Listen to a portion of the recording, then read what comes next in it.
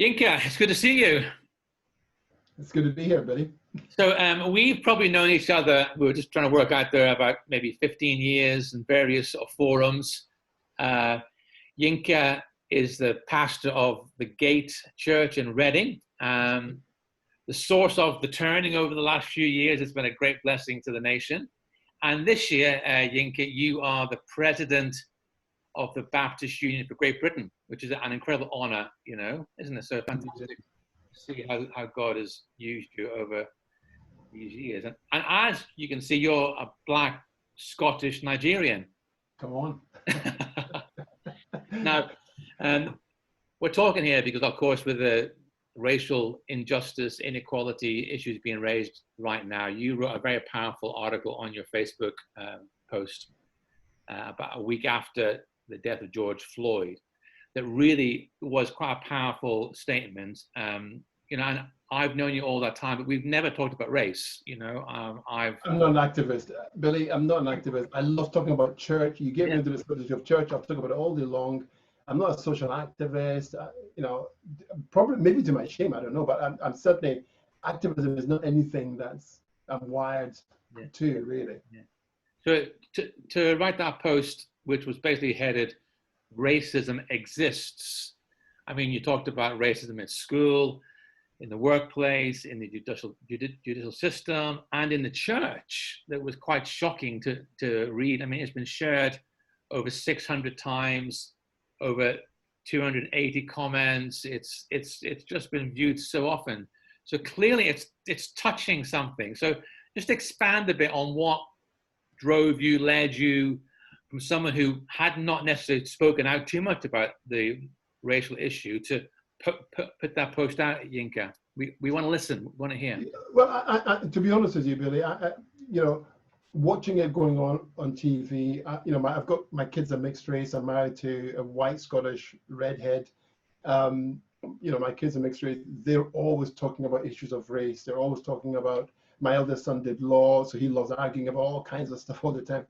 But it was Fiona who said to me, Yinka, because you know that I don't like to be perceived to be playing a race card. And she said, Yinka, you need to say something. And it was when she said that to me that I realized she's right.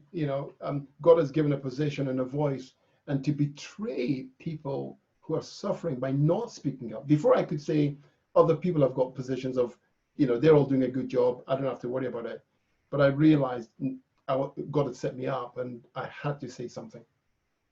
So just expand on, your own experience growing up in British culture, because some people say, well, it doesn't exist in Britain. It's an American problem. Some of my difficulty, I suppose, in my personal experience is because I'm a fighter. I come from Nigeria. I'm a Nigerian Scot. That makes me double trouble. I've got sharp elbows. I'll rough it up with anybody, to get a spot. But not everybody's powerful. Not everybody's strong. Not everybody's got a loud voice. Not everybody can grab their space. Most people can't do that. I suppose one example I could give of my son. My son, got a quarter of a point of a first class. It was points of a first class in law. He got a good degree, and he began to apply for over 40 or so positions. Not one response back. So he took his Christian name Aaron. He put his Christian name first and his first name second. And the people thought he was Jewish. He sent 3 more off under that pseudonym. He got 3 instant replies and he got offered the three jobs. So not getting your foot in the door because of your name might be something that is alien to most people in the population, 97%, because we're only 3% black, 7.5% Asian. But not getting your foot in the door is a huge battle for black kids, especially black kids of African descent. And so you'll get a lot of people change their name to Michael or Andrew because they know that's what happens. And I think that's just a small example of what thousands of black kids face. You made a comment that you've even seen that it exists in the church. I mean, that's a uncomfortable, shocking thing to hear as a church leader. Yeah, I mean, racism does exist in the church. I mean, if you just remember, it was only 25 years ago that apartheid ended in South Africa, and of course, there was theological justification for this. Black people have always been demonized in the media as being less than. But the evidence speaks for itself. In the Church of England today, if you look at the Church of England, for example, we know from the Guardian report last Sunday that there's no senior Black or Asian or ethnic minority leader in any of the most important dioceses in the country. I mean, it's a huge embarrassment. And actually, we are a nation that cares about injustice across the globe, but we're missing the injustice at home. And that's a problem. And we're missing the injustice that's right under our nose with our brothers and sisters around us saying, help, I'm smothering, I can't breathe. I'm not being allowed to rise up from where I'm being placed, and I've been kept in place by the system. So I think our English bishops and leaders in this nation, and I'm talking about every denomination, Baptist, I belong to, Church of England, Pioneer, whatever, we've all got to listen to the pain. And I know it's uncomfortable. I know it's kind of like you want to get past that because it's embarrassing. I mean, a lot of white people don't know how to react to hearing the stories because it's kind of like, please don't do guilt. Listen to the story, hear it, and then ask God to give you wisdom how you can help. That's what's really important at this point in time. But yes, racism exists in the church. I know Black leaders who've applied for posts who will never get it, and I've tried really hard to make progress in the church context, and just can't get the feet in the door.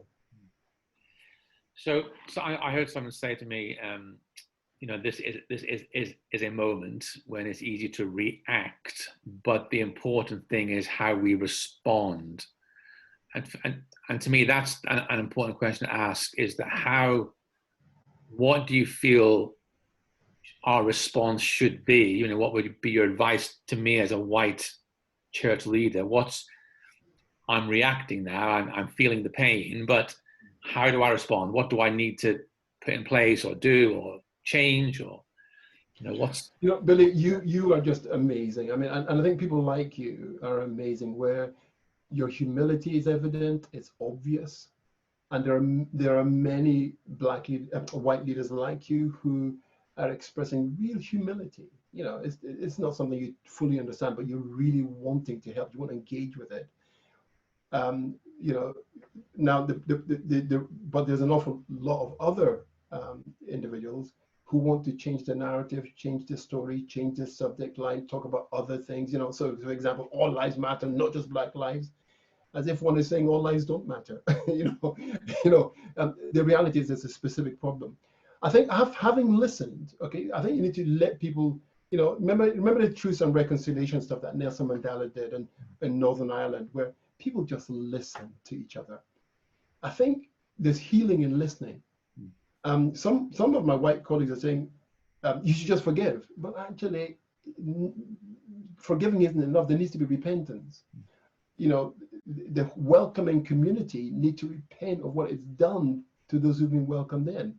And that way you can have reconciliation. That way we'll change the narrative. Our youngsters are changing the narrative. So what can we do? I think we should all agree. I think people with power, people who've actually got the power, so the bishops, I'm talking about the church here, the bishops and leaders of institutions and organizations, Christian ones in our nation who have power, should sit down with recognized Black leaders and agree a common objective. What can we change? It's a curious moment. Our youngsters are leading the way, white, Black, mixed race, on the street. They're the ones that are protesting. And actually, we shouldn't be behind the curve. We should be prophetic. We should have heard this and seen this. To our shame, we've not, and I include myself in that. But now we're listening, and because we're listening, what we can do is use our power, our influence, and particularly my white colleagues, because the Black community can't do it without you. Use our power, our influence to change the narrative for good in the UK. So that would be, I mean, we've changed it, almost got it through for women. You know, it's been a fight, it's been a battle, but women are much more empowered today than they've ever been, and that's a good fight to keep on fighting.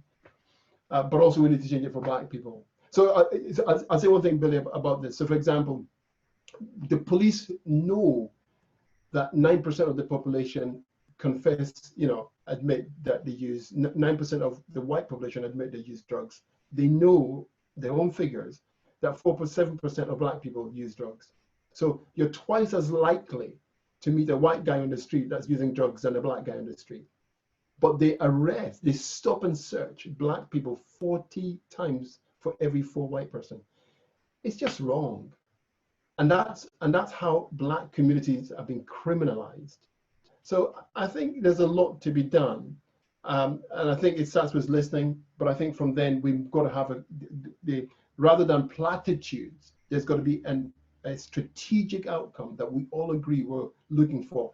And we should lay down our political colors to achieve it.